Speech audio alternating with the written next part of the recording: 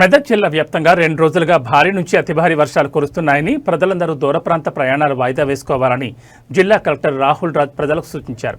Collector Narsapur మున్సిపాలిటీలోని Rayarao చెరువు మరియు మున్సిపాలిటీలోని 7, 9 వార్డులు డ్రైనేజీలను నర్సాపూర్ ఆర్డీఓ మహిపాల్ రెడ్డి, తహసీల్దార్ శ్రీనివాస్, మున్సిపల్ కమిషనర్ సంబంధిత అధికారులతో కలిసి పరిశీలించారు. ఈ సందర్భంగా కలెక్టర్ మాట్లాడుతూ అత్యవసర పరిస్థితులు తలెత్తినప్పుడు తక్షణమే స్పందించి రక్షణ చర్యలు చేపట్టాలని సంబంధిత శాఖలకు ఆదేశించారు.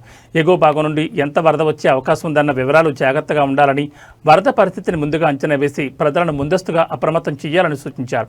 వాతావరణ శాఖ సూచన మేరకు జిల్లాకు ఆదివారం వరకు ఆరెంజ్ అలర్ట్ జారీ చేసిన నేపథ్యంలో యంత్రాంగం, ప్రజలు అప్రమత్తంగా ఉండాలని సూచించారు. సిబ్బంది కార్యస్థానాల్లో అందుబాటులో ఉండి రక్షణ చర్యలు పర్యవేక్షణ చేయాలని ఆదేశించారు.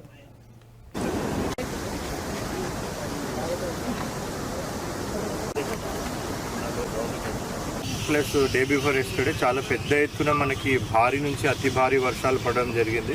ఎస్పెషల్ నేను చూసినట్టయితే నరసాపూర్, శివంపేట్, అక్కడ టేక్మాల్, సో అల్లాదుర్గు ఇటువంటి మండల్స్లో అన్నింటిలో కూడా చాలా పెద్ద ఎత్తున వర్షం పడ్డది. ప్లస్ సింగూర్ ప్రాజెక్ట్ కూడా మనకి ఇన్ఫ్లోస్ చాలా పెద్ద ఎత్తున వస్తూ ఉన్నాయి. నిన్నటి వరకు ఒక 20 క్యూసెక్స్ వాటర్ వాళ్ళు రిలీజ్ చేసినారు. ఇప్పుడు ఈరోజు 40,000, నిన్న 20,000, ఈరోజు 40,000 క్యూసెక్స్ రిలీజ్ చేసినారు. అంటే ఆల్మోస్ట్ డబుల్ అయింది. సో మంజీరా పరివాహక ప్రాంతంలో ఉన్న వాళ్ళందరినీ కూడా అలర్ట్ చేయడం జరిగింది.